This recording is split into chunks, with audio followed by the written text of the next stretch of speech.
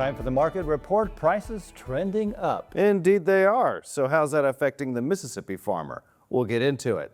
But first, the numbers. What were the week's biggest gains and losses? And then multiple MSU experts tell us about the state of row crops in Mississippi, specifically rice and cotton. So markets closed trending up, but mostly split with row crops the most affected. Let's take a look. The week's biggest gain, wheat up 16.5 cents. That's more than a 2.5% increase from the previous week. The week's biggest loss, cotton, down nearly 4.5 cents. That is more than a 5% decrease from the previous week. So as you've seen, row crop prices in flux right now, but mostly on the upswing. So how has that affected things here in Mississippi? I spoke with Extension row crop economist Dr. Will Maples recently, and his take was, based on a lower acreage of rice than we've had in a long time, combined with rising cotton prices, these are the commodities to follow right now. So, we're looking at a historically low planted acres of rice in the state, and that's just a symptom of what the market has been.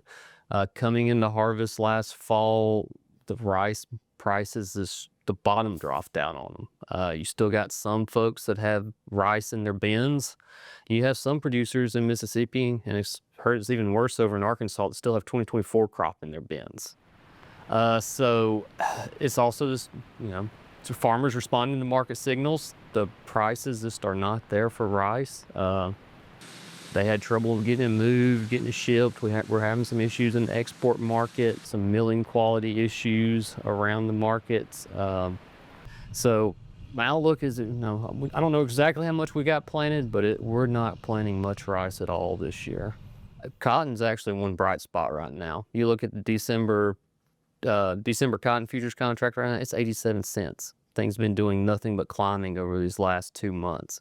It's just really exciting right now with cotton is we actually are seeing some life. So we've sat here for 3 years, it's felt like, and talked about 65, 60 cent cotton.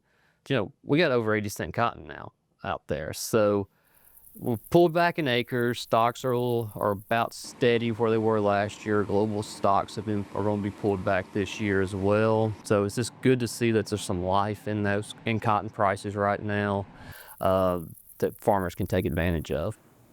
Moving on to focus on one of those commodities, rice. Quite a bit developing these days considering the massive loss of acreage here and all over the country for that matter. So what are the challenges rice farmers are facing right now, especially in the Southeast? Extension crop specialist Dr. Will Eubank recently spoke on the Mississippi Crop Situation podcast to tell us. To the planting question, I would say we're probably, if not 100%, 99, because I know a couple of guys probably waited till the last minute, but get their beans in first. But everybody I've talked to has been done for a while.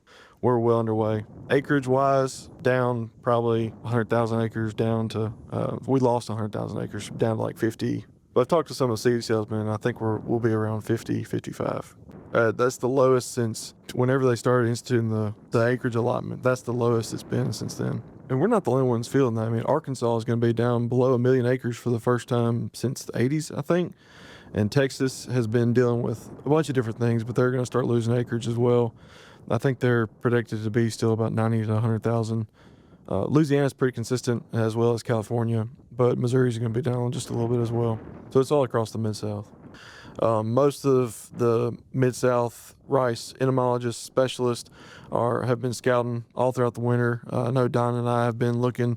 We've got a field that we had a huge infestation in last year in just south of us. Haven't seen anything in that field, and then Don got a call from a place down up in Bolivar last year, and we went and scouted it.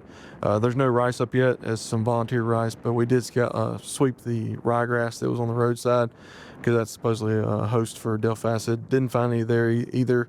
The most reassuring part is that Louisiana and Texas, where they've been finding the majority of the Delphacid, no one's seen anything. They've been scouting. Louisiana and Texas have both done a really good job scouting this pest, and no one's reported anything. But again, it's really early in the season.